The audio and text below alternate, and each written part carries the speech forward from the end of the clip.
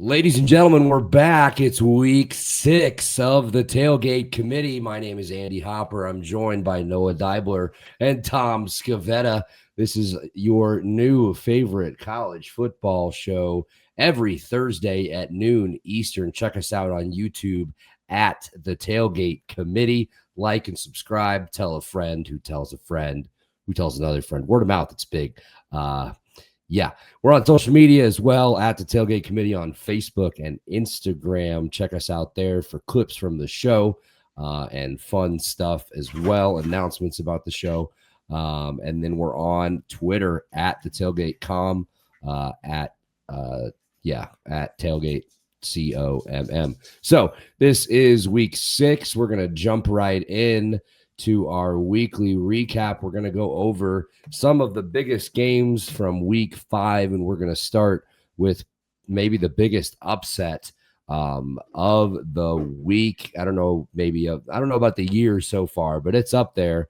UVA takes down FSU, and one of the greatest field storms you will ever see in your lives, boys. And I have confirmed that Squirrel White is okay. It did look like he was just getting absolutely enveloped by that crowd, but he is reportedly okay. Tom, I'll start with you on this one. What did you make of the Who's taking down the Noles? I think this was a Friday night game, wasn't it? Yeah, Friday night. It was. Quickly shout out to those two UVA DBs. I don't know if you guys heard, like putting themselves on top of Squirrel White, like lying down on top of him to make sure he didn't get injured during that whole sequence. So they laid on top of him until, it sort of simmered out. So Squirrel White definitely got lucky there. But this was a shootout. The Noles had 546 yards of offense. The Cavs had 440. Moral of the story here, guys, and this is just fundamental football 101. I don't care who your quarterback is. If you don't have time to throw, you're not going to succeed. There's very few, if any, quarterbacks that can succeed in that situation. And Tommy Castellanos had a bad game because of it. 2 interceptions. If you saw in that entire second half, he was just throwing the ball up for grabs. And you could say, 2 picks, he had a bad game. He's just trying to make a play. Like, his receivers weren't getting open in the limited amount of time that he had to throw. The offensive line was atrocious. Virginia dominated the line of scrimmage. They only had 2 sacks, but they had a massive number of pressures and QB hits. Jason Prevard had 2 picks on the night. And what was crazy is Chandler Morris had a bad first half. Like, he did not play well for UVA. He had 3 picks, but he had 5 total touchdowns, 2 passing and 3 rushing. That boy came to play in the second half. A lot of people can learn something from him. The game is never over until it's over. You could have a really bad first half. You could throw 3 picks in the first half, and it could get to you mentally. Good quarterbacks overcome that and are able to keep their team in the football game, and that is exactly what Chandler Morris did, and that's why ultimately he got the individual player of the game. But really, their defense is the reason why they stunned them in overtime. And FSU, stick a fork in them. Tom says the Noles are done. Noah, do you think this says more about UVA or more about, how FSU might be in trouble? Well, I mean, it's really tough, especially when you look at who FSU plays this week. I mean, talk about a great matchup to get in a rivalry game, number 3 team after a loss like this.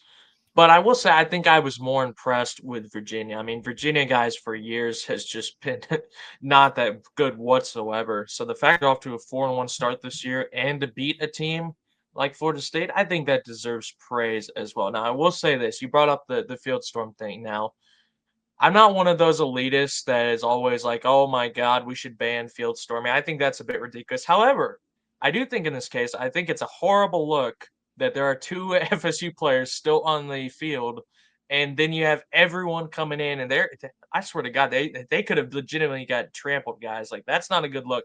What also isn't a good look is when Tommy Castellanos is still on the field, and I see a Virginia fan Oh, get right in his face, flipping him off while he's recording him. That is totally that's unacceptable trash. behavior.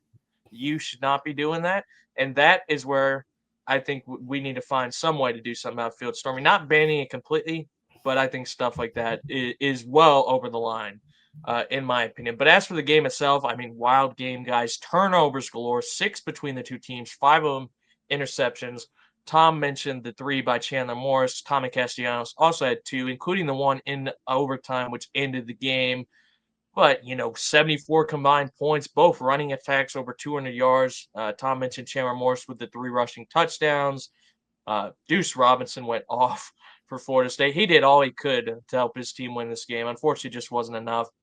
Castellanos with the 2 turnovers, like I said, but he still had over 320 yards of offense. He had 78 on the ground, rushing touchdown as well.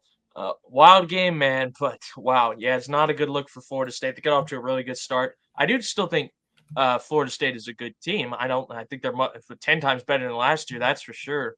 But ACC competing for the ACC was always going to be tough this year. Miami looks really strong, and the rest of the conference. Let me take a look at the standings real quick. So, funny enough, Georgia Tech 5-0. I forgot about that. They're first in the ACC right now, apparently, and then Virginia as well in second because Miami has played no conference games yet. But yeah, I still think they'll be good. I still think that they'll make a bowl game and all that. But let's be honest, guys. CFP contention, ACC contention. I don't really think that was ever on the cards. I just think they were so bad last year that when we saw them get off to a good start, it's easy to get excited about them. I think they'll be a solid team, but they're not an ACC contender in my opinion. All right. Well, that's our recap of that game, and I'll make a comment on the field storming thing. I think part of it had to do with how close their student section is to the field. Like, there's that hill, and it's right there. Like, they had nowhere to go. They take 2 steps, they're on the field. Not defending anything you said from a player safety standpoint. That's pretty terrifying to have that crowd of people running downhill over you. And then the kid, I saw that right away too. I mean, you're going to get in the kids. Go celebrate the win with your fans. There's no reason to get in somebody's face, flip them off, and be recording it, of course. And I mean, who knows what came out of the kid's mouth? I'm sure that wasn't anything great either. But anyway. I'm going to be honest, guys. Every year I pick Alabama to win this game, hoping to reverse jinx. It basically never works. So I'm going to say fuck it this season. I'm going to pick Georgia to win this football game. I think it will be close. It's a rivalry game. 2 really good teams. But I'm going to back my team, man. I think they can win this game. I think it'd be very close. Spread is 3.5. I think that's about right. I think Georgia wins this game by a field goal, 27-24. Go Dogs. Noah mentioned their pass catchers. I'm a big Cash Jones fan. I think Cash Jones makes a play or 2 in this game. It would be a disservice if I did not mention him at least once when talking about Georgia. Normally, I would also pick Alabama in this game. However, Nick Saban is no longer there. That, I think, was the major domino behind the dominating force of this rivalry. That has now been taken away. Yeah, Caleb DeBoer won last year. This is a different football team. I think Georgia wins it this year and finally breaks that spell. We have 2 for Georgia. Make it 3 for Georgia. I'm going to hop on that train. I think Gunnar Stockton to this point of the season is more tested than Ty Simpson has been. Boy, am I excited for this one, Tom. And it's just to let our old boy cook for a minute. Georgia and Alabama. Alabama owns the Bulldogs. And it's not a game I thought they were going to win. Tip my cap to Alabama. I picked Georgia. Speaking of FSU, I thought Alabama couldn't fucking handle Tallahassee. How are they going to handle Athens this year? But Noah, go ahead. The floor is yours, my friend. What happened? Well, guys, that phrase "disappointed but not surprised." That's how I feel about them losing this game, man. I mean, it's the same story, same song, different year, and all that. I think the most frustrating thing for me is honestly, it would almost seem preferable if they just got blown out in games like this. But no, what they do every year is they get in these really close contests. I mean, especially the last three in particular, all went down to the wire, basically the last drive of the game, but they always consistently come up short. It's not like it's 50-50, 75-25 every single time. I mean, I I can freaking list you off 5 UGA chokes against Alabama in less than 20 or 10 seconds. 2012, 2017, 2018, 2023, 2024, 2025. I mean, I can just easily do that because that's how consistent a theme it is. They lost this game because of coaching, guys. I'm not blaming. Now, don't get me wrong. Players did not play great. They did not have a complete game. The defense was bad in the first half. Um, they got it going in the second half. The offense was a bit inconsistent. But I'm entirely blaming the coaches for this for about, I'll say, 3 or 4 different reasons. Number one is the fact we had a bye week coming into this game. That's what you would expect to be as prepared as you could possibly be. You've had over a week off. You're coming off a riding high off a big Tennessee road win or was it overtime? I don't even remember anymore. Yes. But yeah, so I mean, massive momentum shifter, right? You have 2 weeks to prepare. And what do? They come down, they go down 14-0, basically immediately look flat. I mean, what is that? At home as well, by the way. Number two coaching issue. We were down 24-21 in this game. I'd say it was fair to say we had the momentum in this game. We got down inside the 10-yard line, 4th and 1. What does the team do? First of all, not only did they pass up the field goal, which I thought was a massive mistake, but they put in little old Cash fucking Jones on the biggest play of the game instead of Chauncey Bowens, who was averaging 10 yards per carry in this game. They put this slow white running back on the field. He gets absolutely stuffed. I mean, it was just a total calamity all around. Number 3, why was it on the biggest play of the game that Georgia missed, which should have been a 50-plus yard touchdown, did we throw to a freshman wide receiver who's barely stepped on the field? Now, I'm not blaming him for that. That's not his fault. He shouldn't have been in that position in the first place. But why is it we spent all this time and effort getting a guy like Zachariah Branchen in the transfer portal, genuine number 1 receiver, just for the biggest play of the game on a deep route? We just go, nah, we're just gonna design a play for this fucking true freshman or whatever wide receiver. I'm not even saying this to be disrespectful. I don't even remember the guy's name. That's how down on the depth chart that dude should be. But he in the biggest play, crunch time 4th quarter game, he's the one that's put in that position. He's the one who drops the ball. No UJ wide receiver should wear number 11 ever again. Arian Smith with all his drops, and now this poor fellow. It's just a cursed number. But number 4. Now, this guy gets a lot of hate, and sometimes I think it's not warranted. It's definitely warranted this time. Mike Bobo, I swear, for your sake, I hope Colorado State has a vacancy very soon. You are not it, bro. You are not an SEC level offensive coordinator. It just has to be said. I mean, the last 2.5 years of watching these offenses, it's just more like the last year and a half. They're fine in 2023. It's just been painful. And they have the talent. They got in a receiver, Gunnar Stockton. I've been impressed with him. I don't think he's the reason they didn't win this game. They got running backs. They just play calling is a fucking joke. I mean, 3rd and 9 in the 4th quarter. What do? A pass behind the line of scrimmage that is easily tackled. I don't even know if he got past the line of scrimmage. I mean, what are you doing there? And number 5, biggest and arguably most importantly. Now, I've almost never criticized this guy. But after the bullshit I've seen him say in the press conferences this week, I'm calling out Kirby Smart. Kirby Smart, you need to lock in, bro. How could you possibly? Now, this is not to criticize his coaching ability in any way. In my opinion, he's a fantastic coach. I'd still even say he's probably the best coach in college football. If not, he's definitely top 2 to 3. But how? Now, when I saw this quote, guys, I genuinely thought it was fake. I genuinely thought someone was fucking trolling me because this is not only the stupidest thing I've seen Kirby Smart say, this is genuinely probably one of the top 3 to 5 stupidest things I've seen a coach ever say. So in the press conference, he was asked about his 1-7, by the way, 1-7 record against Alabama. How could that linger within the program? Here's what he said. And again, this is not fake. I mean, what's everybody else's record against them? You've got it? I don't have it either. I don't lose sleep over that because those games have been like championship caliber games, right? Even when we play in the regular season, I just saw 25 scouts out there. They're all here to watch these teams play.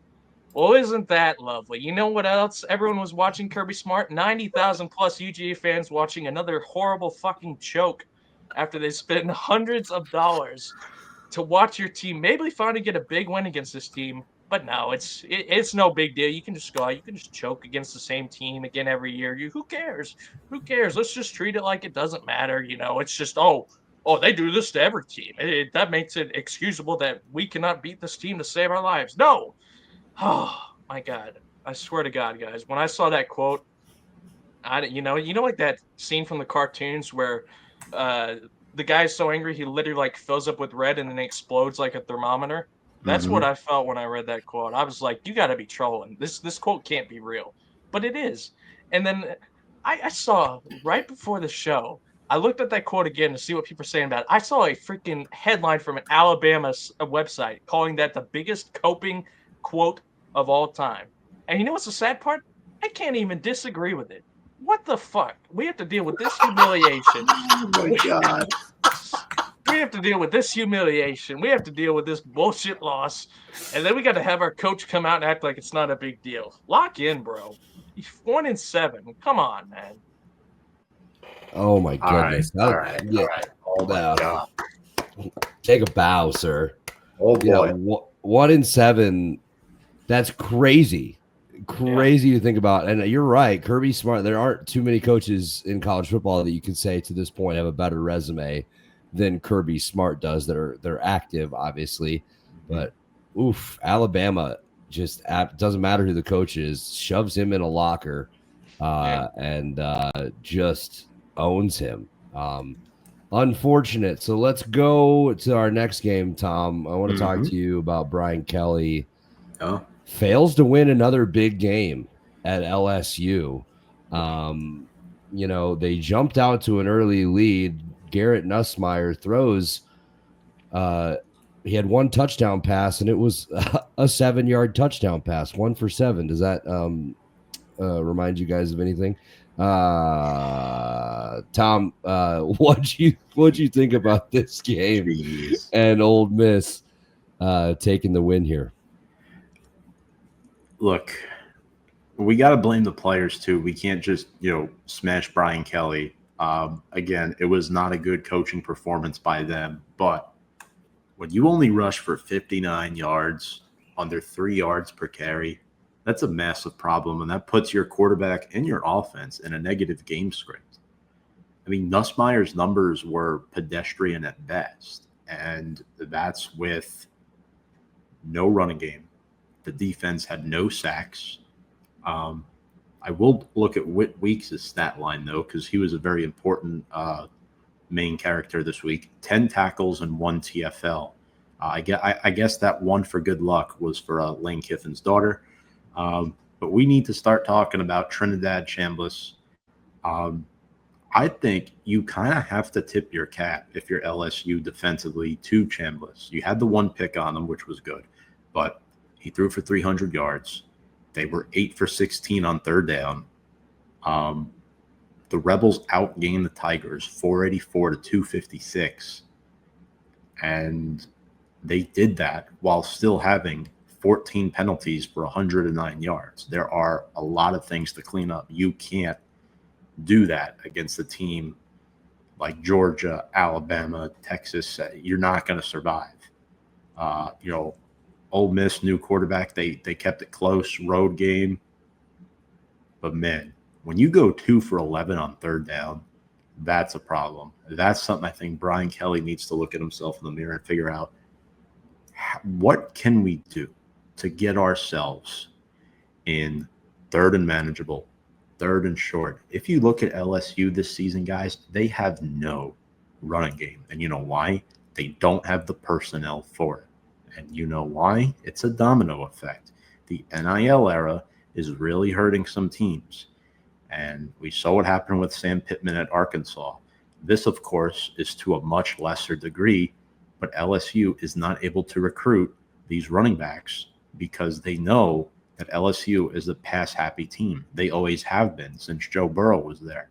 It really hasn't changed all that much. They had Logan Diggs last year, or the year before, I forget, who was a pass-catching running back, guys. Their running game is non-existent, and you can't have the meat if you don't have the potatoes. So all in all, Brian Kelly gets a C for me. This isn't something like, oh, Brian Kelly is, on the hot seat. No, he's just underachieving again. And it's a whole group effort. It's LSU as a team is underachieving, and they have to find a way to run the damn ball next week. Otherwise, they could kiss their playoff chances goodbye as well.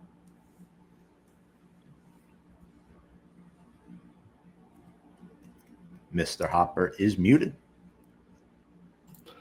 Of course I'm muted. Noah, I'm going to kick it down to you for this one. What did you think about this game and another dud for LSU in a big game under Brian Kelly? I think it's a wake-up call for both him and the team. LSU did get off to a solid start this season, but when we look back at their big wins retrospectively, guys, Clemson and Florida have really struggled this season. Clemson is clearly just not doing well at all, and Florida. We've talked enough about Florida for a lifetime, but my first thought when I saw this result, guys, was remember when he had that press conference where the what's his face journalist asked him about, oh, your offense is struggling. What do you think of that? And then he just basically said, well, we're 3-0. Like, who cares? Do you care now that you've lost, that your team only put up 19 points, that you averaged, 2.8 yards per carry, had less than 200 yards passing? Do you care about it now, or do you still not care? This is the problem I have with Brian Kelly. Now, I don't think he's a bad coach. I think he's a very good coach. But he has an ego. Like, he's an excellent coach that how dare you ever criticize him or whatever. This team has flaws, guys. Like Tom said, I can't remember the last time they've had an elite running back. Maybe Clyde Edwards-Helaire or someone like that. That was like 6 years ago now. 6-7 years ago, it feels like. They kind of had these running backs by committee. Their offensive lines, not very good. I think their defense is really good. But, you have Garrett Nussmeier, guys. This guy passed for over 4,000 yards last season. You should be doing better offensively than this. First of all, credit to Trinidad Chambliss. What a story this guy's this guy. 2-star recruit. I don't think he had a single FBS offer. He came into the season as the backup to Austin Simmons. He gets his chance because Simmons throws 4 interceptions in the first 2 games. This game, guys, almost 400 yards offense, 2 touchdowns, massive win against a 4-0 team at home. Big win for Ole Miss. Credit to them as well. But yeah, LSU, man, it's basically the same old, unfortunately. Like Tom said, you can't go 2 for 11 on third down, especially in a close game like this, a game that was always within reach, was never really, it wasn't a blowout by any means. They had a chance to win this game. 256 yards of offense to 484 for Ole Miss. In a tight game like that. And Ole Miss had 14 penalties. They had 2 turnovers. They had chances to win this game, guys. It wasn't, like there was no shot whatsoever. They could have won this game. But credit to Ole Miss. They executed when it mattered. And LSU, it's more of the same for them. Trinidad Chambliss, all-name team for sure. Not recruited very heavily out of high school, goes to Ferris State, wins the national championship in D2, wins the equivalent of the Heisman Trophy for D2, comes in, and Ole Miss is undefeated. Brian Kelly is now 5-9 versus ranked opponents at LSU.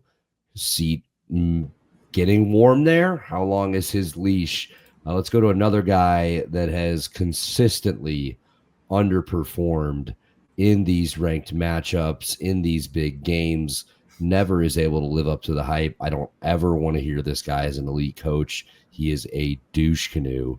Oregon beats Penn State and James Franklin. Tom, I'll start with you on this one. your thoughts on Dan Lanning and the Ducks escaping the whiteout with a W. I have a lot to say that I can't say. And that's carrying over in today. That's carrying over into this morning prior to 10 a.m. that I would love to say on the show, but I cannot say. But Oregon, double overtime, Dante Moore, young quarterback on the road, throws for 3 touchdown passes against the Penn State defense. Good completion percentage. Dylan Feynman with the game-winning interception off of Drew Aller. How poetic is it that Drew Aller throws an interception, and then we have to hear about, oh, yeah, I still think you're a really good quarterback, Drew. Well, he's not, okay? He is not. I don't want to hear him talked about as a first-round talent. He is not. He will be a backup at best in the NFL. In my opinion, he is a day 3 pick at this juncture. In fact, I think his backup outperformed him last season, and now he's playing in the SEC. Drew Aller can't play in the SEC. That's for damn sure. Look at his numbers in this game. 14 of 25 for 137 yards, 2 touchdowns, and 1 pick at home. And, people are saying, oh, yeah, Penn State has the best running back combination in all of college football. Well, Nick Singleton had a grand total of 21 yards on 11 carries. That was really, really tough to see.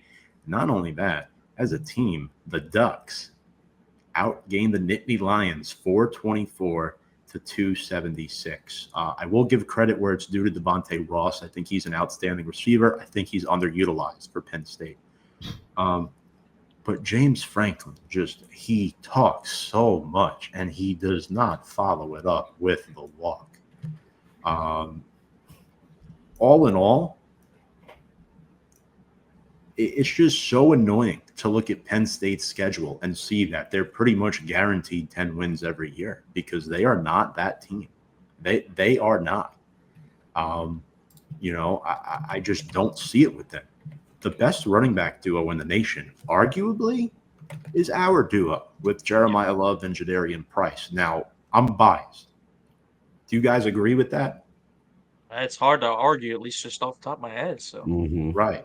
So, with that being said, Katron Allen was also underutilized in this game. And don't tell me that they're the best running back duo in the nation when your offense can't devise a game plan against a tough Big Ten school.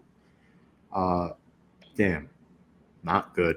The defense, not great. Penn State has some work to do. I still think they make the CFP at this time based off their schedule and where they're headed, but James Franklin has got some problems. They're going to be stuck in mediocrity for a long time. They're like the Pittsburgh Steelers of college football. They're going to get into the playoff, and then they're going to get bounced in the first or second round. I know they made it to the semifinal last year, but they had a cupcake way to the semifinal. We know that. I'm done. Look, I could go on for 20 minutes, but I will probably never see you guys again if I do that. So, oh man, we know what you're thinking. We can guess, but yeah. I want to bring this up real quick. You mentioned Penn State's schedule. They have not beat a Power 4 team. It's week 6. They do not have a Power 4 win to this point. I believe Texas also does not. I might be wrong on that one, but it's like, that's insane. James Franklin, 17 for 26 against AP top 25 teams, 4-21 against top 10 opponents, 1-15 against top 5 teams. His record against Ohio State and Michigan, so your rivals in the Big Ten, who Penn State's supposed to be on the same level with, or the fans like to think they are, he's 1-13. He can't win a big game that matters. You beat SMU in the playoff at home last year. Congratulations. I'm not impressed. We'll see what happens this year. But I don't ever tell me James Franklin is an elite coach. Let's go to Noah. I want to get your quick thoughts on this one. Penn State and Oregon. Dan Lanning and the Ducks, a big win. What do you think Penn State would move on from James Franklin? Is that a possibility? I feel like he's going to have a pretty long leash, but still, just another just not impressive performance.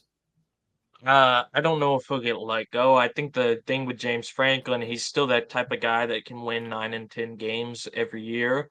I mean, I said it to you right after they lost this game, Andy. In my opinion, James Franklin, excuse me, is the textbook definition of that phrase, very good but not great. He is that line between what you consider a good and great coach. I saw what he could do with a team like Vanderbilt that was irrelevant for God knows how long, have them winning 9 and 10 games. Every year with Penn State, they're winning 9 and 10 games.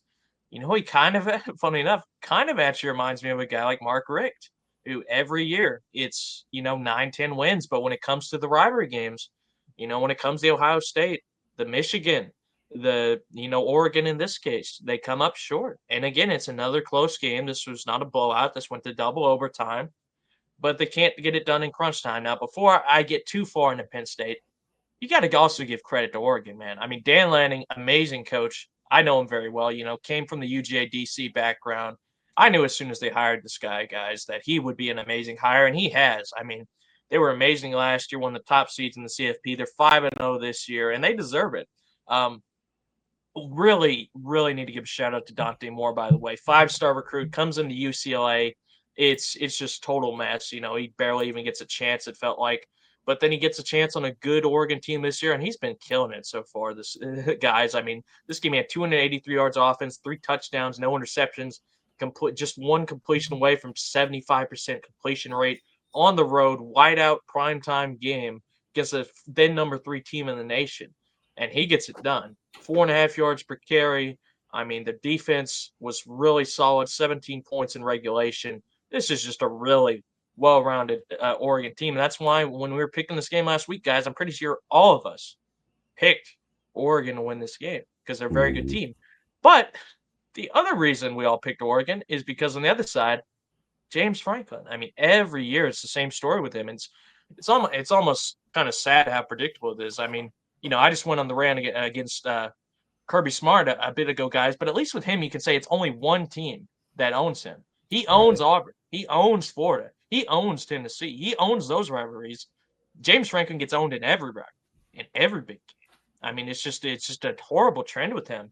Drew Aller, 137 yards, 56% completion percentage, interception. They couldn't run the ball. Nick Singleton, like Tom said, less than 2 yards per carry. Katron Allen was a little better, 4.5 and a touchdown. But yeah, I mean, New Year's, same story with Penn State. And this is why, guys, first week of the show, we did that segment, remember, of overhyped, underhyped, or whatever teams. When we got to mine for overhyped, instantly Penn State. The fact this team was ranked number 2 in the week 0 poll above Ohio State is a fucking joke. And now we're seeing why. Because they're going to lose again. They're going to lose to Ohio State as well. They might make the playoffs as one of the lower seeds, but they're not going to do anything. I mean, let's be honest. Like, they got lucky last year, like Tom said, with the favorable draw. They finally played a real team. They got beat. That's just the theme with them, man. Every single year. Absolutely. I never understood why so many people were so high on them and had them as a national championship pick. But let's stay in the Big Ten, and we're going to talk about my team real quick, and then we'll move on. What a bounce back from the Illini, 34-32 win. I was in the house. I went to Big Noon Kickoff. I went to the Barstool Sports Show.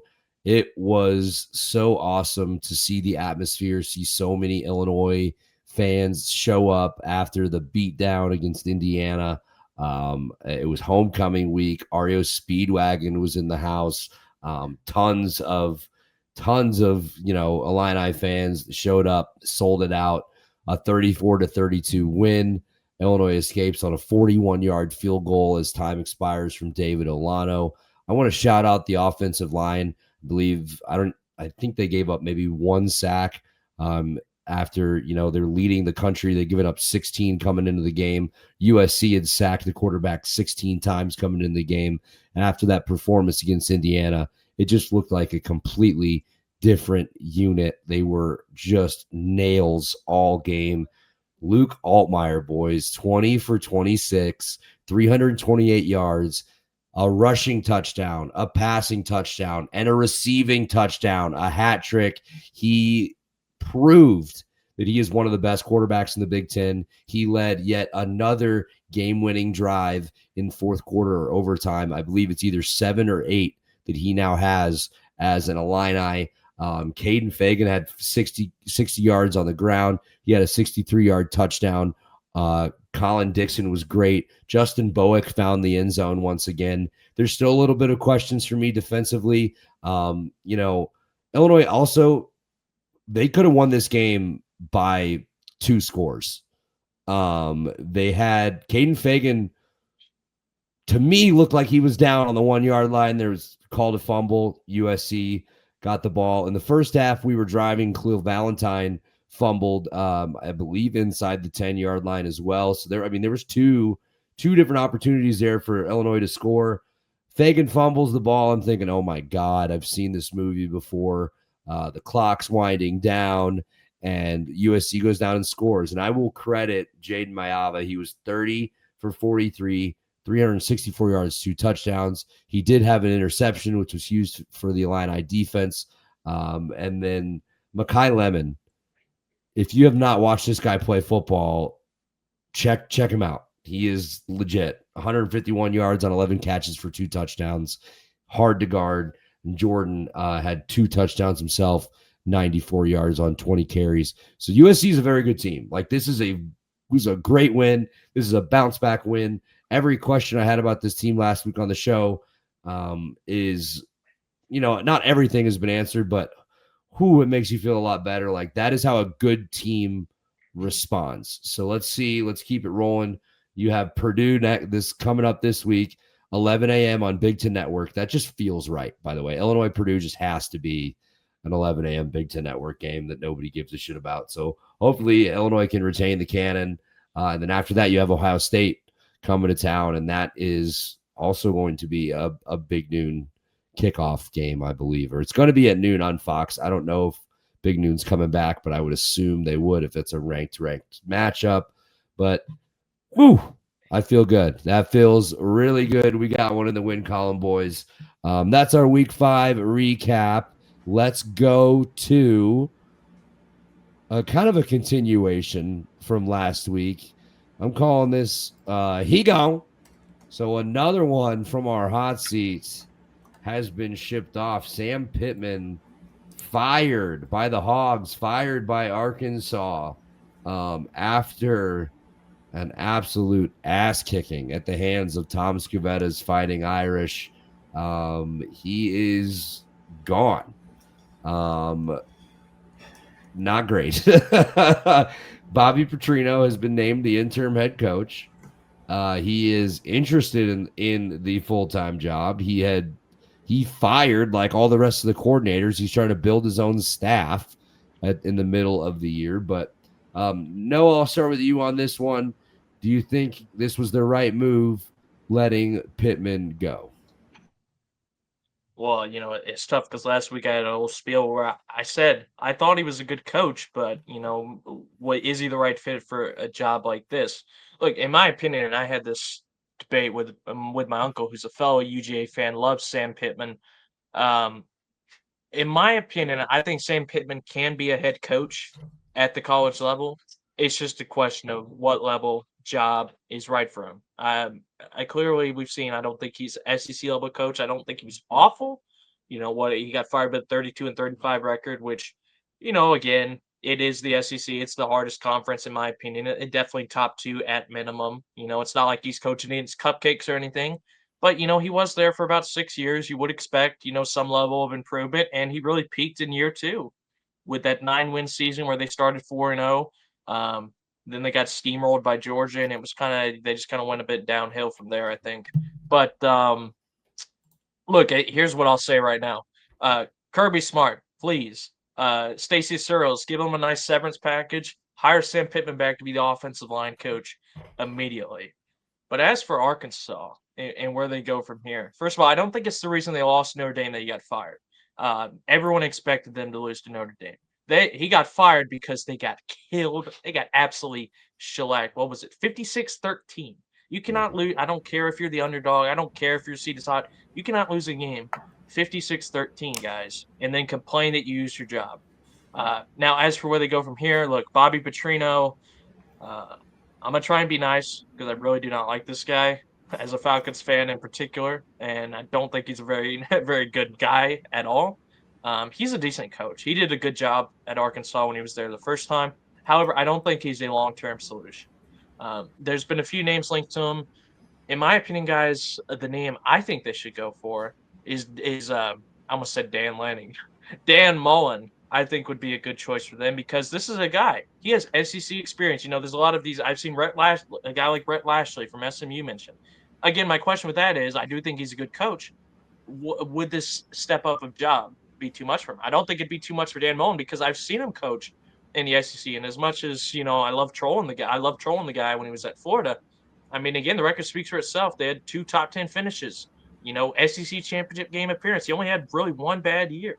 The main question with Dan Mullen you'd have to circumvent is his recruiting. But, I mean, again, Arkansas in the SEC, it's not like you're going to be getting, most of those 5-star recruits anyway. He just needs to do enough to get, a solid 4 stars, fill out the class, get a top maybe 25 class in the nation.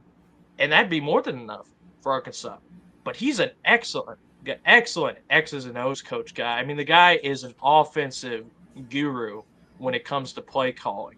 I mean, I remember when he took over, Florida was a top rushing attack team when he got there. And then when he had Kyle Trask, he made it a top passing team. He showed he can do both. And he did it in the toughest conference and had success 3 of his 4 years there. And plus, I mean, he's doing great with UNLV so far this season. Granted, you can say it's UNLV, not a massive job. Okay. Like I said, he's shown he can do it before at this level, and I do think he could do it again. But they got plenty of good options. I mentioned Lashley. Another one I saw linked, this is never going to happen, Deion Sanders. He is not leaving Colorado, but that's one that got linked to them. But yeah, I mean, horrible loss. I wish the best for Sam Pittman. I've always liked him. I think he's a good coach. He probably could coach at the head coach level. Realistically, he'd probably be better off as a position coach, offensive line in particular. But again, 56-13, and no one was surprised, and we deserve a pat on the back as well. 2 of our 4 guys that we pointed out is on the hot seat. Well, a week later, they got to polish up those resumes. Yeah, if you are listed or mentioned on the show and you're a coach, watch out. The writing is on the wall. So Pittman finished with a 32-34 record at Arkansas, I believe 14-29 in SEC play, 7-19 record in 1 possession games. Not very good recipe for success. Tom, your thoughts on Pittman? Was this the way to go? Obviously, this was at the hands of the Irish, but it kind of felt like that was just the final nail in the coffin. I think Noah made a good point. It wasn't necessarily because they lost Notre Dame, probably the way they lost Notre Dame and a combination that had just snowballed. So tell me what you think about the firing, and then we can kind of go from there and talk about who you like as a candidate for the Arkansas job. Yeah, look, I don't ever root for anybody to get fired, but you're in the middle of your 6th season. The SEC schedule is getting tough. They probably try to just jump the gun with this. In my opinion, remember in 2023 when they lost 6 straight games? They never recovered from that. Like Sam Pittman and that Arkansas team, 14-29 in the SEC. You mentioned the overall record, 2 games under 500. And I brought this up on the show last week when we were discussing him. 7-19 in 1 possession games. It's a big problem. It's a big problem because a lot of games nowadays, guess what? They're decided by 1 possession. Now, looking at the contract, I don't know if you guys look too much into this, but I found this extremely interesting. If Pittman's record since the year 2021 was under 500, the buyout would have been $5.7 million. His record since 2021 is 29-27, meaning that his record since 2021 was over 500. That bumps the buyout from $5.7 million to $9.3 million. So the fact that this is what you get for being 2 games over 500, an additional $4 million on your buyout, that's ridiculous. Absolutely ridiculous. I wish him all the best. I'm sure he'll get picked up either as a head coach or a top assistant elsewhere. And I want to talk about Petrino, Andy, and who I think might be a good fit. I know he's interested in the full-time job. I know he's done it before. You look at their record in that 4-year time frame when he was there, 34-17. They had double-digit seasons in 2010 and 2011. That has not been done since then for the Hogs. He was brought back as an OC last season. Is he the right man for the job? I don't know. I don't follow Arkansas like that. He's grown a lot, in my opinion, since the incident with the lady back in 2012. I think he's the right guy for the rest of the season. I think we can all agree with that. Let's see how it plays out, because who has come close to his success in Fayetteville? Let's really think of that. No one. Back-to-back AP top 12 finishes in his final 2 seasons. And they don't have a single double-digit win season since Petrino's firing. The Hogs offense, despite their struggles, despite being 2-3, are ranked 10th nationally in yards per game this season. It was not pretty. As a Notre Dame fan, I never lost confidence at any point that we were winning that game, even when they went up 3-0 early. CJ Carr looked like a 5-year veteran out there. I know he's really special and he's really good, but the fact that Chris Ash's Notre Dame defense looks spectacular is pretty interesting. Hopefully that's a thing, for a sign of things to come. But quickly here, who would I hire? I might be looking at the Memphis guy, Ryan Silverfield. They beat Arkansas on September 20th, so he got to see the team firsthand. So it's a G5 team beating an SEC team. Not ideal for the conference. He has 26 wins since the start of 2023. He's only 45. Not that age should matter, but he's a young guy. He's worked his way up. He knows the area well. And if Memphis makes the college football playoff this year, what would you do? Would you take the hot candidate in Silverfield, or would you run it back with Bobby Petrino? I don't know. I don't think it's an attractive job at all, because I don't even know if they're going to be able to retain Taylor Green. He might be gone in the transfer portal. I honestly don't know. I don't know if he has any eligibility left, but if he does, I'm looking to boost my draft stock heading into next season. I don't want to be associated with Arkansas and the rebuild that they're going to be going through. It's not a good time to be a fan of the Hogs, that's for sure. I mean, I agree. I don't think it's a very attractive job either. You're at the bottom of the SEC. Your NIL budget stinks compared to the rest of the conference, and that's the biggest thing these days. They just can't keep up. A lot of Hog fans not been very happy with Yurachek, and they ponied up to get John Calipari. A lot of the boosters, including Jerry Jones, apparently want Rhett Lashley. He's over at SMU. And quite honestly, SMU might be a better job than Arkansas at this point. As far as resources go, as far as donors go, SMU has one of the richest donor bases in the country. So if you call Rhett, you better really pony up to get him. No pun intended there, to take him from the ponies. I think it's really interesting that Bobby Petrino, he basically has a 7-game tryout, right? Like if he rips off 7 wins, do you keep him? Like he fired the defensive coordinator, the co-DC, a couple got he's going to getting his own staff. That's a really interesting dynamic to bring these guys in week 6 of the season. A couple other people mentioned Alex Galesh at USF, Fran Brown at Syracuse, Gus Malzahn. Like, I think that's another interesting one. And Noah, you mentioned Dan Mullen, John Sumrall at Tulane, been thrown out there.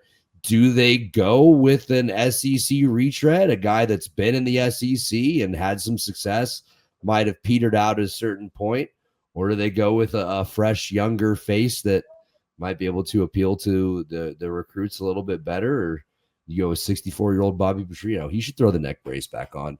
All time look. So, Tom, I think, yeah, you said it right. It is not a great time to be in the Hog Nation. So let's move on. That's our segment for the week. We're going to go to our 6-pack, our 6 games that you should be watching this week. The slate, I will say this week, guys, not as great as last week, but that's tough when you had, 4 ranked matchups last week, maybe more than that. But we still have some good games. We're going to kick it off in the Big 12.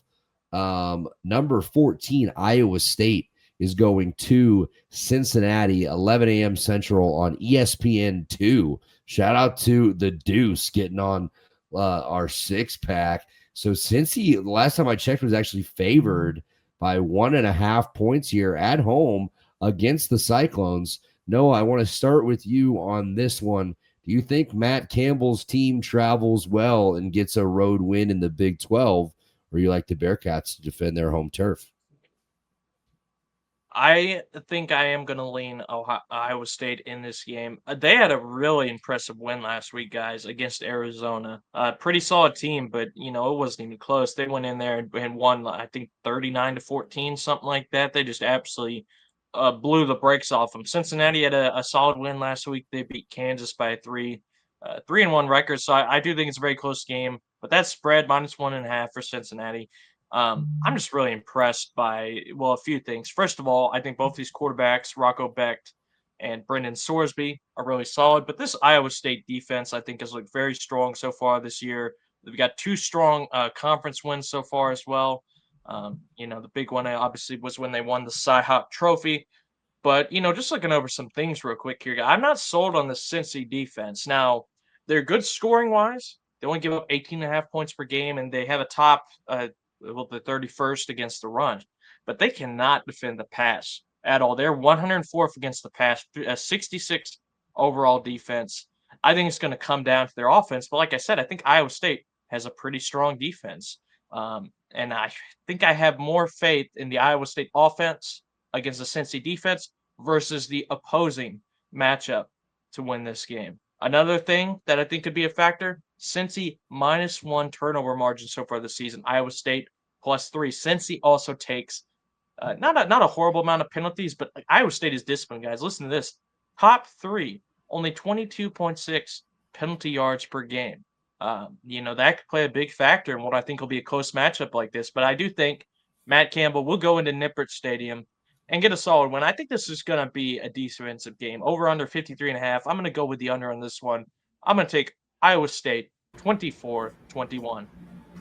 24-21 victory for the Cyclones is a prediction here.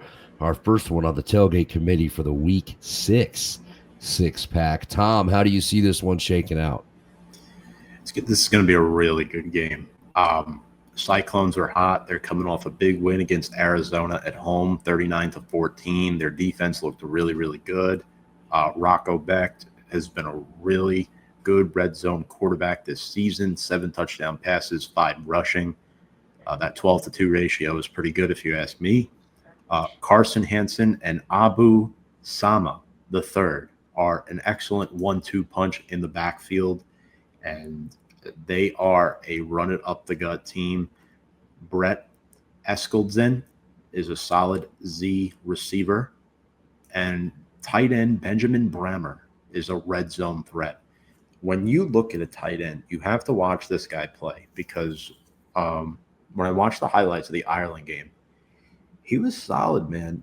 And he really showed me something. This is a guy who's starting to develop into a really good college football tight end. And he's not well known, but he's good with his hands. He gets open. He doesn't drop the ball. I mean, it's fundamentals, right? I mean, those are all things you really need. You know, he's not a Brock Bowers, um, but he's serviceable. And I think he's going to cause problems for that Bearcats defense. Um, Switching to the Cyclones defense, though, they haven't given up more than 21 points in any game this season. They have not allowed more than 16 points since week 2.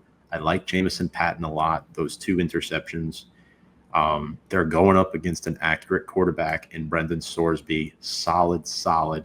10 touchdowns to just 1 pick, 4 on the ground. And he has a solid receiving core. This is a team that likes to throw the ball more than the Cyclones do. Cyrus Allen with 5 scores. Caleb Goody has good height on him. And I like their linebackers, Jake Golday and Brian Sims. But I just look at that loss to Nebraska back in week 1 for Cincinnati, and I just don't know how they get this done. I know they're favored by 1.5, but Iowa State to me seems like the more complete team right now, so I'm going to lean them. Iowa State is the pick for Tommy. Yeah, it's interesting, right? They really the Bearcats really do ask a lot of Brendan Sorsby. He's got just over 1,000 yards on the season, 10 touchdowns to only 1 interception, and I believe that interception was all the way back in week 1 against Nebraska. He is their leading rusher as well, with 227 yards and 4 scores on the ground.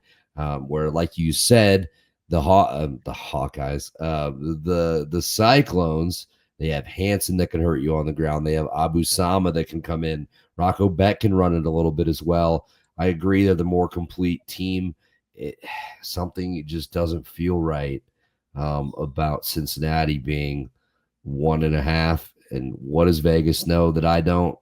Give me the Bearcats. And what I want to say is an upset. It feels like an upset, but I think Nippert will be rocking for this one. And the Bearcats make a statement early in Big 12 play. Let's go to the SEC. And this is something you do not say every day. Number 16, Vanderbilt, taking on number 10, Alabama, 2:30 on ABC in Tuscaloosa.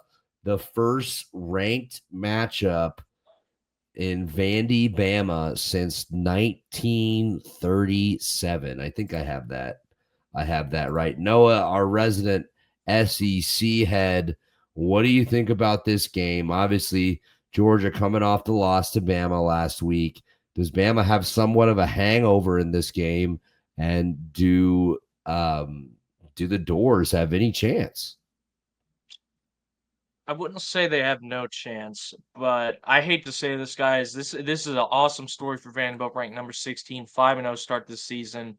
My gut feeling just says this feels like that type of game that looks good on paper, but has the makings of a game that might be like 24-3 at halftime, and it's over at that point. I just think no, and don't get me wrong. I know they beat Alabama last year. That was an amazing win, but that was in Nashville.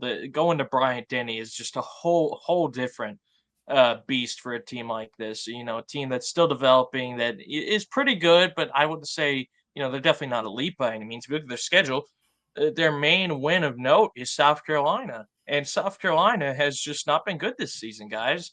Whereas Alabama, ever since they lost the FSU game, they've been improving really well. Ty Simpson, 11 touchdowns, no interceptions.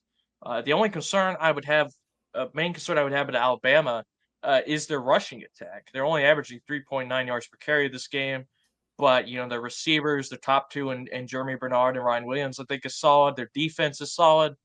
Again, Vanderbilt's defenses look good, but they haven't really played anyone besides South Carolina that's of note. I think if Vanderbilt has any chance, they need what they had last year, which was a game where Diego Pavia puts the team on his shoulders. They win this game because of him.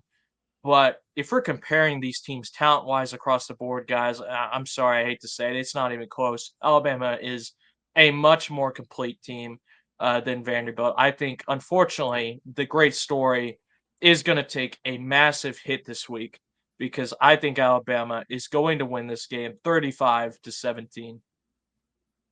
35-17 for the Tide. Tom, how do you see this one shaking out?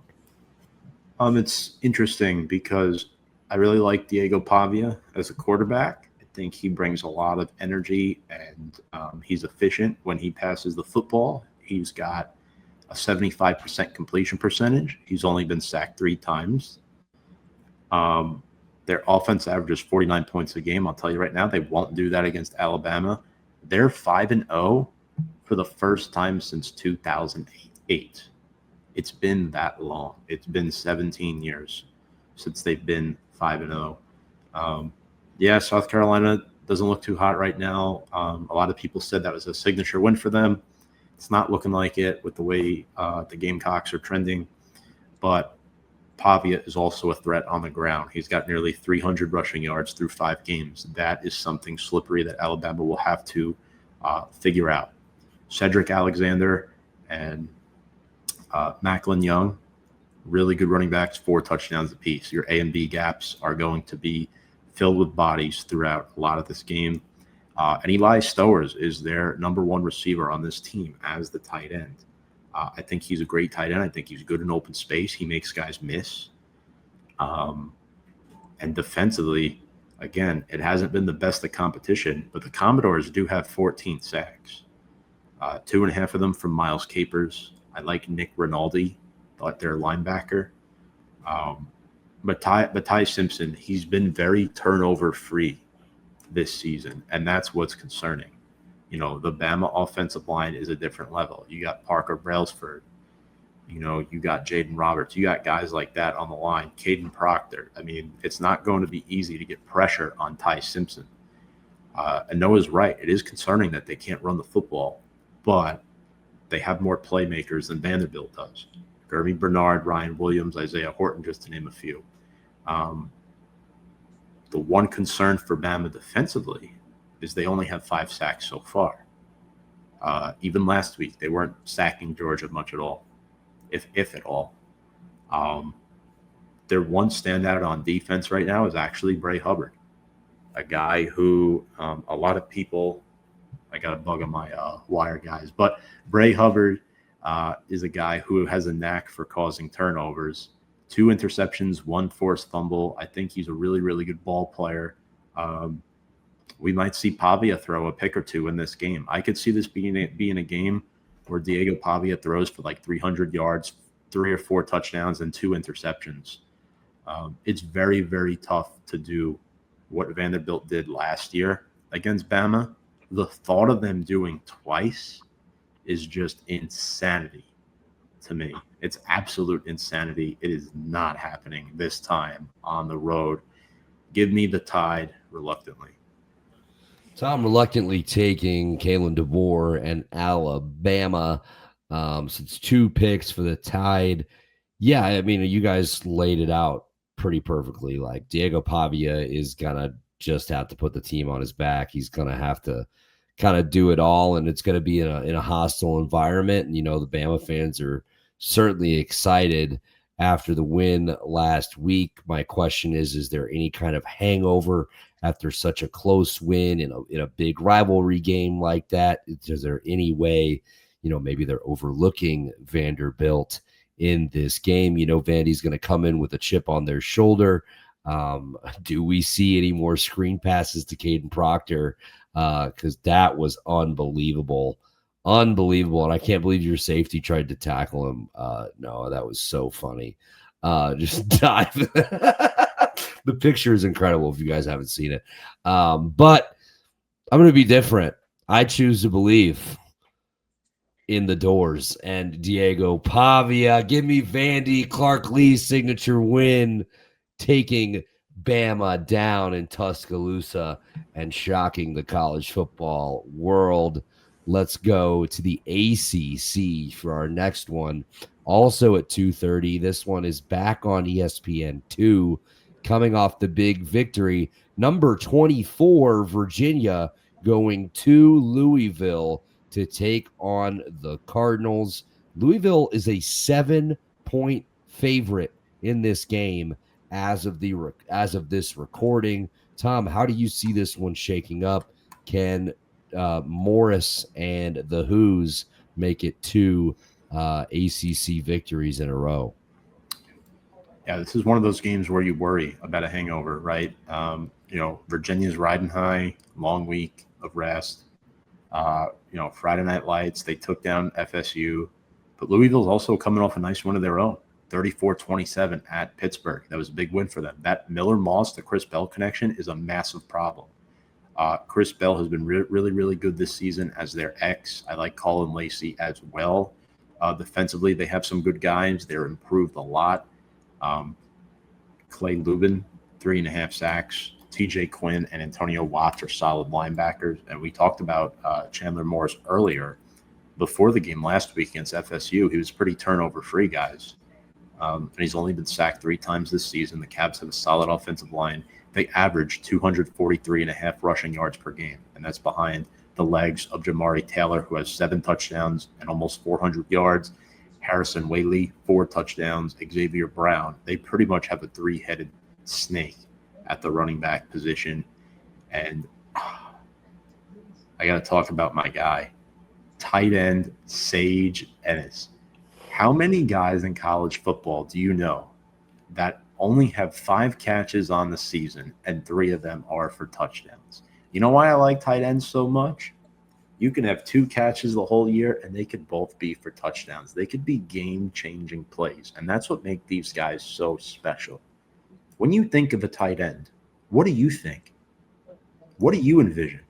Sage Ennis is a guy that I envision being a massive problem in this game. In fact, I think he only catches 1 pass for a touchdown, and it's the game-winning touchdown to knock off Louisville on the road. Tommy Boy likes Virginia. Had to get another tight end reference in there, of course. Noah, how do you see this one shaking out?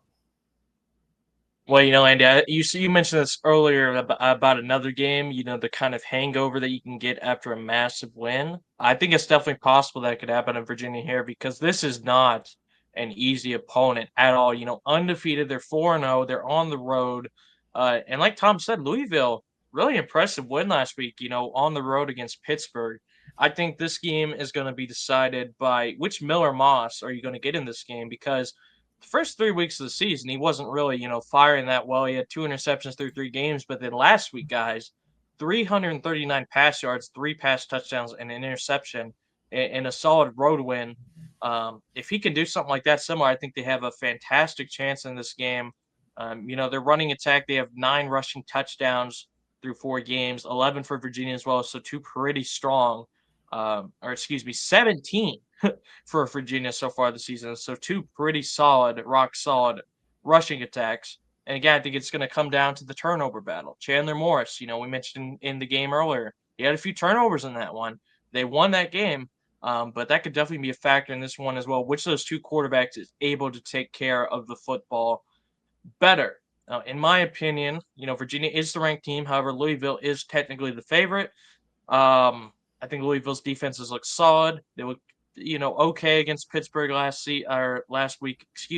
Virginia's offense, however, guys, so far this season, listen to this stat: 539.6 yards per game, 5th in the FBS. Their rushing attack is 12th. They're 8th in scoring, 22nd in passing. So pretty balanced rushing attack as well. This is Louisville's probably biggest test defensively so far.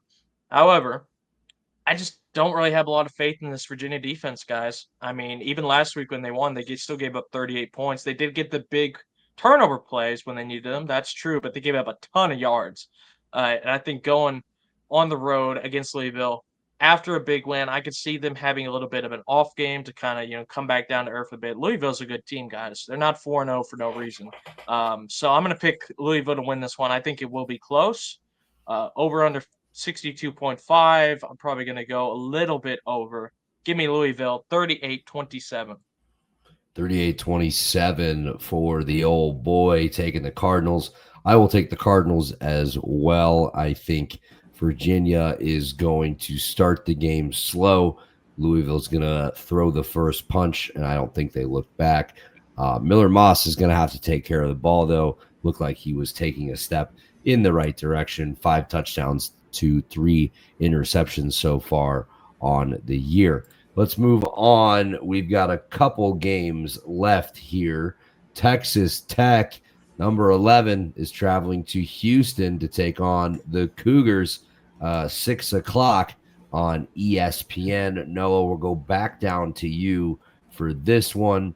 The Red Raiders are a 12-point favorite. Houston is at home. They're undefeated.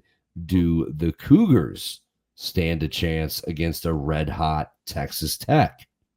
Well, you know, guys, I got to be honest. Last time I picked a team named the Cougars, it did not go too well for me. I kind of have a bad feeling about this one, but this is not going to be an easy game for Texas Tech. Now, Texas Tech has had a phenomenal start of the season. They're ranked number 11. They're undefeated, but Houston's undefeated as well, and they've had some impressive wins, guys. Now, you know, you can say these aren't, you know, elite teams by any means, but 35-9 against Rice, 36-20 against Colorado, who still has some decent talent there for sure. And then last week on the road at Oregon State, you know, I know they're 0-5, but still, former Power 5 team over there in the Pac-2, and they got a win there as well, 27-24. Texas Tech has looked really impressive, guys. I mean, their quarterback is just absolutely killing it so far this season. On the other side, you have Connor Wigman, I think he's serviceable. I don't think he's amazing. He does fine. But Baron Morton has looked great so far this season. Uh, Man, it's a tough matchup. I'm looking at some of the splits here. Houston's defense looks solid, but again, they don't have an elite passing game, only 87th in the country. Rushing attack is only 60th as well. Texas Tech offense, first in the FBS, guys, in passing. I mean, that's kind of what you'd expect. Texas Tech always runs the air raid, but they're second overall as well because they're 35th in rushing, 52 points per game. And their defense is the most surprising thing, I think, as well. They're 11th in the FBS. So as much as I want to do the funny thing and pick the Cougars to win another game, I just think Texas Tech looks really impressive so far this season, guys. It's not just their offense, even though that's been amazing. I think their defense has been much better. And what was it? I think Tom said it a week or two ago. This isn't your standard old Big 12 defense anymore, man. They can get some stops when they need it. So I'm going to go Texas Tech to win this one. I don't think it'll be a blowout. However, I think it could probably beat you. The spread is 11.5. I'll probably go a little bit under. Give me Texas Tech winning by 10. 10-point win for the Red Raiders. Tommy has been telling us about Texas Tech all season. Do you think they have any troubles against Connor Wegman and Houston this Saturday, Tom? You guys know I'm not very high on Connor Wegman. He has improved a little bit, but the competition is less. It's not the SEC anymore. It's the Big 12 that you're in, Connor. Dean Connors, solid running back that they have. They have a good duo of receivers in Johnson and Thomas. Tanner Kojal, the tight end, is a solid guy. A lot of receiving yards for him. Defensively, they have 3 players with 2 sacks, but it's not going to be enough. I mean, Texas Tech is too much. They average 52 points per game on offense. They beat Utah 34-10 on the road. In my opinion, I think they're definitely covering this 11.5-point spread. You want to talk about Baron Morton, who's only been sacked 3 times. They keep him upright. They keep his jersey clean. They have a 2-headed monster at running back with Cameron Dickey and Adam Hill. Coy Eakin is a phenomenal X-receiver who's really coming to his own this year. And Terrence Carter Jr., that tight end, is super fast. He's super athletic. And what's crazy, their best receiver on paper, they don't even have to worry about force-feeding him the ball. Caleb Douglas is a guy who just makes big plays here and there. He's sort of kind of taken a back step to these other guys like Coy Eakin and Terrence Carter that they've been throwing to. Their defense is also not allowed more than 14 points in any game this year. I don't see Houston scoring more than 14 points on them in this game due to the fact that they have David Bailey, 3.5 sacks, guy they got in the portal, really, really good edge rusher. Jacob Rodriguez, one of my favorite linebackers in the nation this season.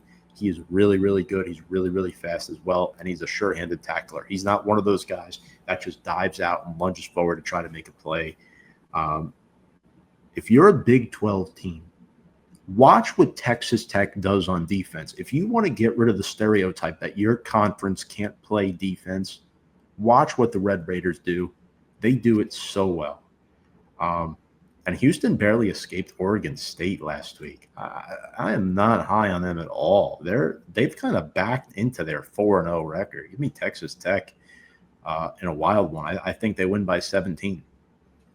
Texas Tech by 17 for Tommy. Look, if Houston wants to stay in this game, I think you feed Dean Connors and just run the ball, try to control the clock, and keep it out of this offense's hands, because I'm just not sure that the defense can keep up. Like, you talked about Texas Tech putting up 52 points a game.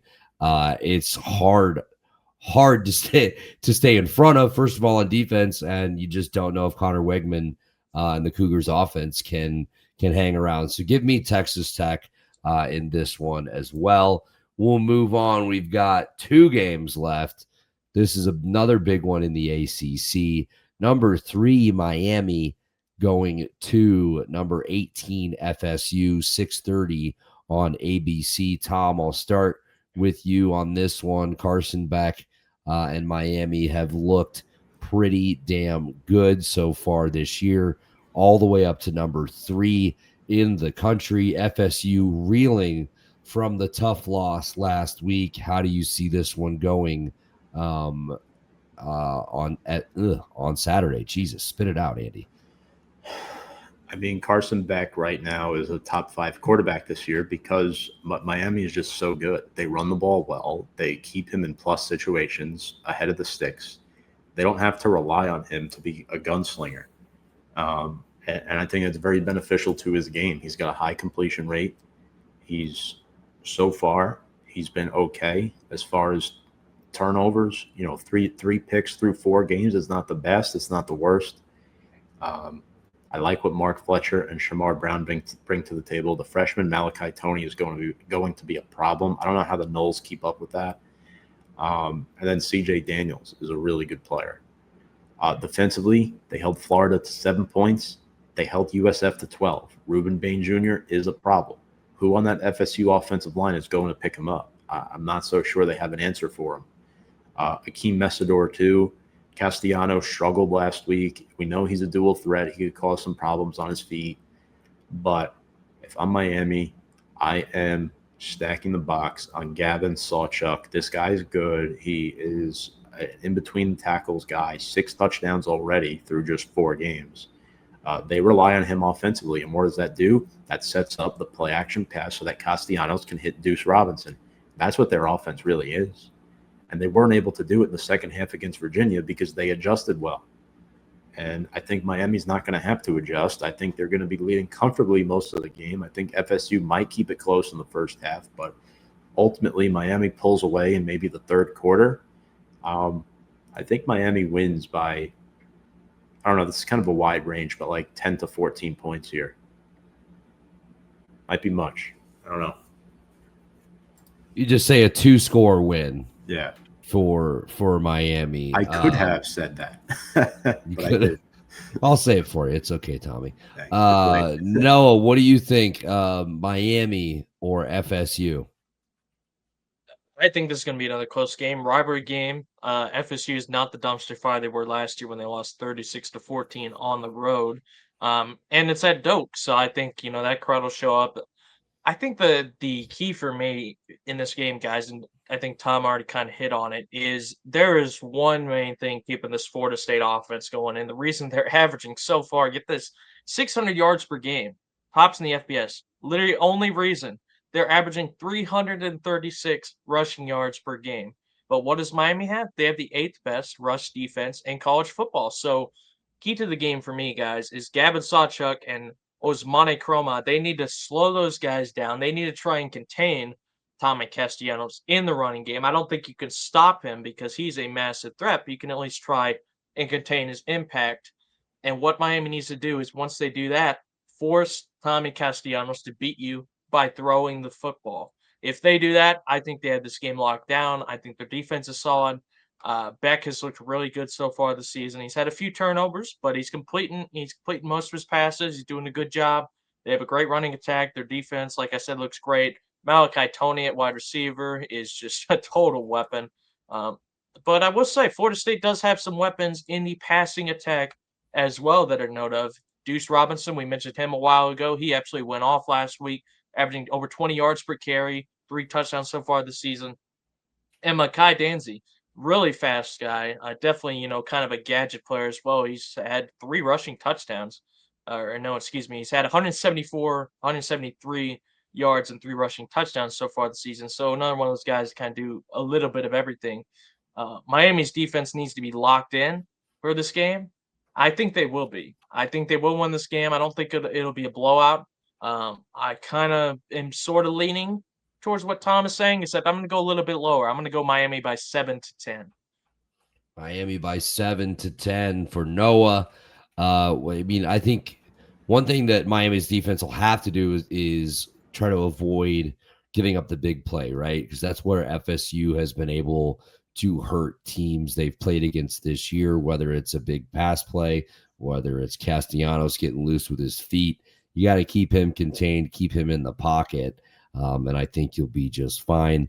There's so much talent on this Miami roster. You really tip your cap to what Cristobal's been able to do from, a recruiting standpoint. We know how good of a recruiter this guy was or is.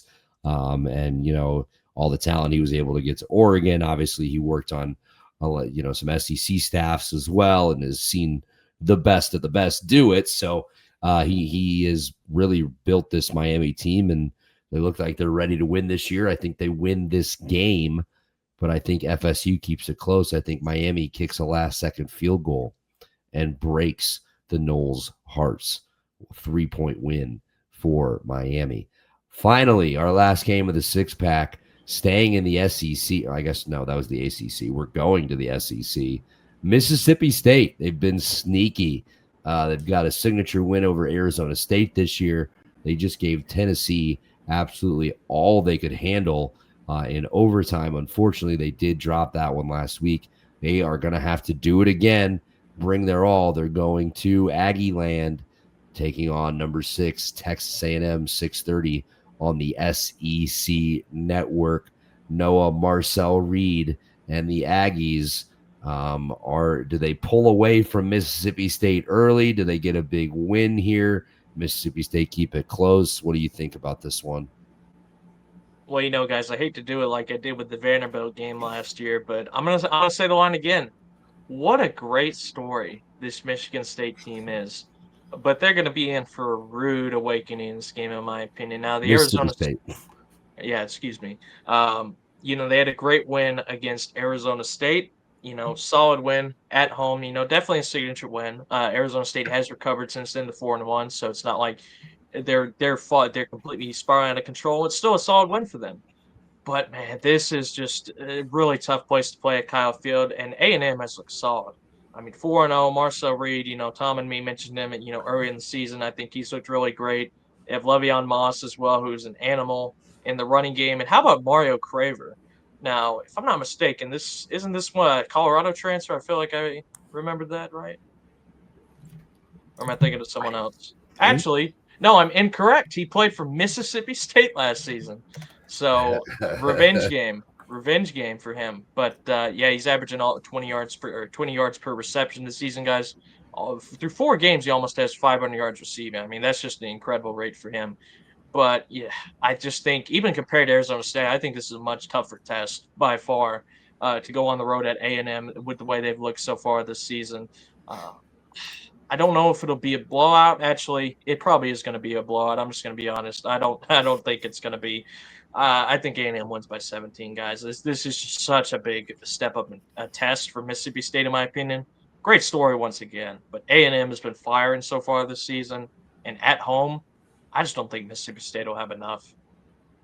I agree with you there. Give me the Aggies, Mike Elko and Marcel Reed, even though they are just, their fans are just weirdos. Tom, give us your analysis of this one. Let's not forget, though, that the Bulldogs brought Tennessee to overtime last week. That was a very close game. similar to Arkansas, they're kind of a bottom feeder in the SEC, but this season they're off to a good start. 4-1. Schedule's been a little bit fluffed for them, and their running back is named Fluff. Fluff Bothwell has 6 touchdowns on the season, over 400 rushing yards. I think he's a solid player. He helps out Blake Shapen. Decent quarterback, nothing to write home about, but he's not bad. He can win you games. He can manage games well, I think. The Bulldogs do have a signature win over Arizona State, who, by the way, is back in the top 25 this week. So it'll be interesting to see what happens with that. And the Aggies, you know what? Last week they got tested, and they sort of needed to get tested again because they got tested with Notre Dame, and then they got tested here with Auburn. It was a tough SEC game. I thought the Tigers played well. The Aggies just did a little bit more. Marcel Reed, he makes winning plays. That's what he does. He beats elite defenses. You can tell me about it again. I try to remove that from my memory. Hey, at least we beat them last year. So we have a rubber match coming up, I'm sure, at some point. But, yeah, Noah mentioned Craver. He is awesome. He's just 19 years old. And to pair him with Concepcion, those two guys are a massive duo. And Cassius Howell has 4 sacks on the season. He has blossomed in front of our own eyes. My one concern, though, for them defensively as a whole, they've only caused 2 turnovers. I think if they're going to pull away by that, 14 to 17-inch number that we think we'd like them to pull away by, I think they'll have to create at least 1 or 2 in order to do that. Give me Texas A&M, and I am not going to lay the points on this one. Ooh, okay. Mississippi State covers the 14.5 is Tom's prediction. But we're all on Texas A&M there. So that is the 6-pack for week 6. 6 games we think you should be keeping your eye on. Let's lock it up, fellas. We'll end the show as we always do on our lock of the week. Just to give you an update, Tom fell for the first time last week. He is now 4-1, and I gotta say, brother, I feel for you. That is an awful beat. He had Indiana. Was it 6.5 or 7? Was it 7? It was either 6.5 or 7. Either way, it was a touchdown. Either way, they were up by a touchdown. Game is over. They have the ball to run out the clock. They have Mendoza turn around and run like 40 yards, 30 yards back to the end zone and take a safety. When the clock hit 0, Mendoza was on like the 20, 15-yard line. He could have just gone down and saved Tom's record, but unfortunately he did not. So they won by 5.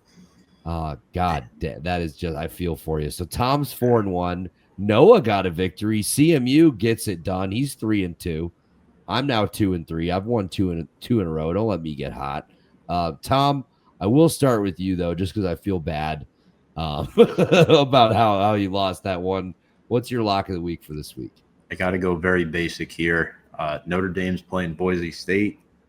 They're going to win by at least 2 touchdowns. Notre Dame by 2 touchdowns. Keep it simple. For Tom. Noah, what are you locking up this week? Well, you guys know I like to pick the most random games imaginable, and I got my eyes on the biggest game of the week. That is Texas State at Arkansas State. Texas State coming in 3-1. Arkansas State coming at 1-4. That is not a good look. And I'll tell you guys one thing: the Red Wolves will be seeing red after this week because the Bobcats are going to go in there and they're going to take them to the woodshed, man. Give me Texas State in a convincing win. Texas State over Arkansas, breaking the Red Wolf faithful hearts there, Noah. I am going to go to the Big Ten this week, boys. Washington is visiting Maryland. Washington's coming off the loss to Ohio State where they just could not get anything going. Maryland has looked really good this year. Malik Washington, I believe, is the quarterback's name. A freshman, is fun to watch. Washington's favored by 6.5 points. Give me Maryland to cover that, and I think they win the game outright. Washington is traveling just about as far as you can travel for a conference game. They're going 3 time zones away to play Maryland, and Maryland's not just going to roll over in this game at home. Give me Maryland plus 6.5 against Washington.